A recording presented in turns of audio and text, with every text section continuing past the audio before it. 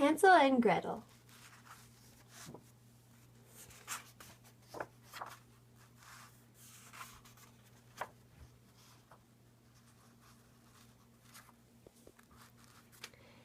In a little house at the edge of a forest lived a poor woodcutter and his family. For a long time, the woodcutter had not been able to find work. Without work, he had no money to buy food. His children, Hansel and Gretel, were always hungry. The woodcutter had a wife who was very selfish. She was not the children's real mother, and she did not care about them. Whenever there was a little food, she complained because she had to share it with Hansel and Gretel. Day after day, she blamed her husband for being so poor. The woodcutter did not know what to do. He was very troubled.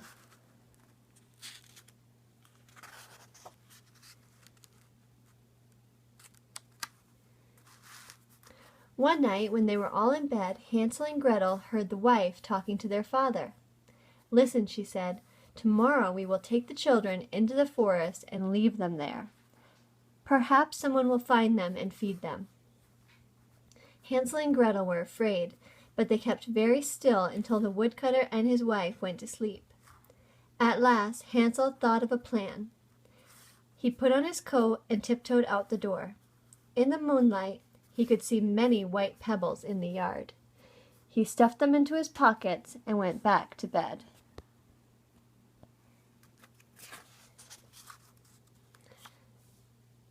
Early the next morning, the woodcutter's family went for a walk in the forest. As they hiked along, Hansel dropped the white pebbles on the ground. When they came to a berry patch, the wife told the children to pick berries until she and the woodcutter came back. Many hours went by, but the woodcutter and his wife did not return. When it began to grow dark, Hansel and Gretel knew that they had been left in the forest. "What will we do?" asked Gretel. "Look," said Hansel, "I made a path with white pebbles. We can see them in the moonlight and find our way home." Hansel and Gretel followed the path of white pebbles through the forest until at last they saw the little house where they lived. The woodcutter was very happy to see them, but his wife was furious. The next morning, she said that they were going into the forest to pick berries again. This time, Hansel could not fill his pockets with pebbles.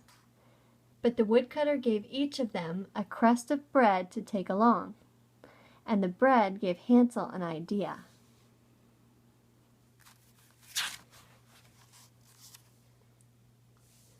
As they walked through the forest, he broke off little bits of white bread and dropped them on the ground. He thought he was making another trail, but he did not see that the birds were eating the breadcrumbs almost as quickly as they fell. When the woodcutter's family came to a berry patch, the wife told the children to stay there until she and the woodcutter came back. Many hours went by, but the woodcutter and his wife did not return. When it began to grow dark, Hansel and Gretel knew that they had been left in the forest once again. "I'm hungry," said Gretel. "Let's eat our bread." "I don't have my bread," said Hansel. "I used it to make a path." But when they looked around, they could not find any breadcrumbs. "Maybe the birds ate them," said Gretel. "Of course," said Hansel sadly. "I never thought of that." Hansel and Gretel wandered through the forest until the rest of the night, searching for a way out. But the more they walked, the deeper into the forest they went. Just before morning, Hansel and Gretel lay down on a patch of grass and fell asleep. They were too tired to take one more step. When they opened their eyes, the sun was coming up, and they stared in astonishment at what they saw. "Are we dreaming?" cried Hansel. "We can't be dreaming," said Gretel. "It looks real enough to eat."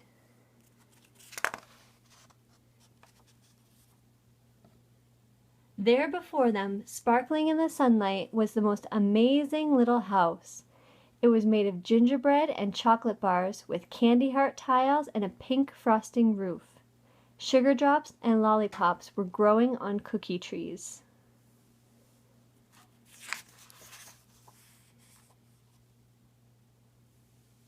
Hansel and Gretel were so hungry they forgot all about looking for their own house.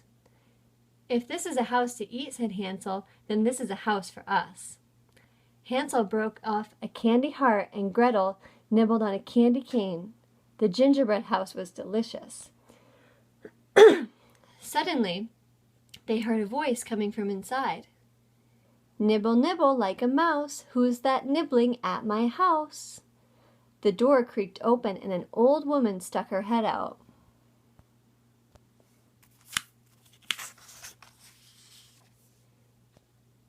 The old woman hobbled up to them. She was almost blind, so she had to lean very close to their faces. My, she said, "I do believe 2 little children are nibbling at my house." "Now, don't be afraid," said the old woman. "I won't hurt you." Taking each of them by an arm, she led them into the little gingerbread house. "Such a skinny boy," said the old woman, squeezing Hansel's arm. "You need to eat. Sit down and I'll give you some breakfast. It won't take me long to put some fat on those bones." She gave them huge plates of fried apples and cornbread and sausages and pancakes. As they were eating, she heaped more and more food onto their plates. At last, Hansel and Gretel put their heads down on the table and fell asleep. "Ha! I've got them now," cackled the old woman. "Soon they will see what happens to little children who dare to nibble at my house." The old woman had just pretended to be nice. She was really a mean old witch. Suddenly, she seized Hansel with her bony hand and snatched him out of his chair. His screams woke up Gretel. "Leave my brother alone," cried Gretel, tugging at the witch's skirt. "Out of my way, you silly goose," screamed the witch. She carried Hansel off to a little cage and locked him inside. "It won't do you any good to scream, boy," she told him. "I must fatten you up. When you're nice and plump, you'll be a juicy supper for me." "Stop your crying, girl," she told Gretel. "When the time comes, I will eat you too. But first, you can do some work for me."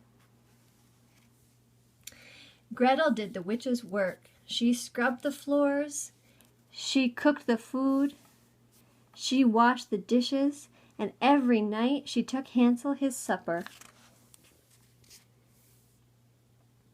Every morning the old witch hobbled out to the cage and stuck her hand inside. "Boy," she cried, "let me feel your arm. I want to know if you're fat enough to eat yet." But Hansel knew that the witch did not see very well, so he held out a stick for her to feel. The witch thought the stick was Hansel's arm. "Why, you're not any fatter than you were yesterday," she cried. "I want a little meat on those bones before I eat you." But finally she lost her patience. "I can't wait any longer," she cried. "Gretel, make me a fire. Fat or thin, your brother gets eaten today." The old witch cackled with glee.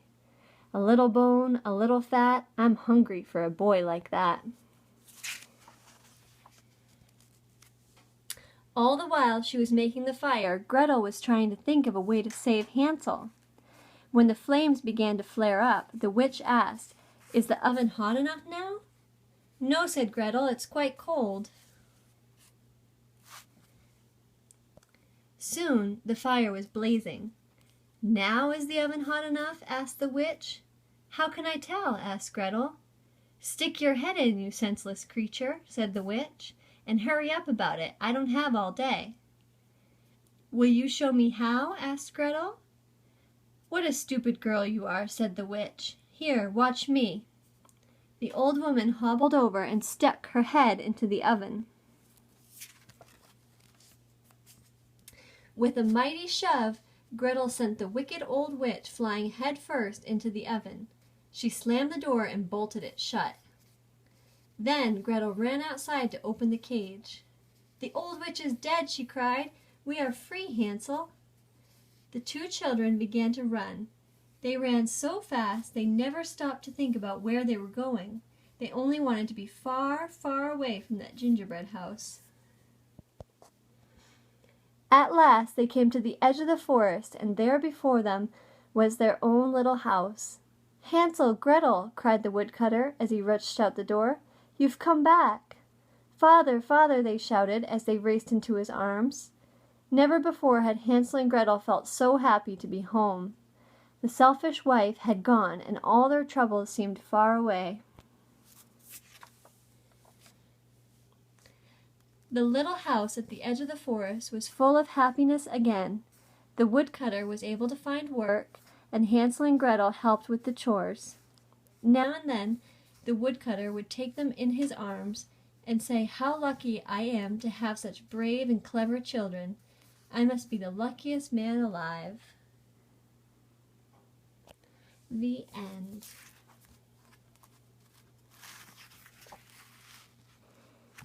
I hope you liked the story.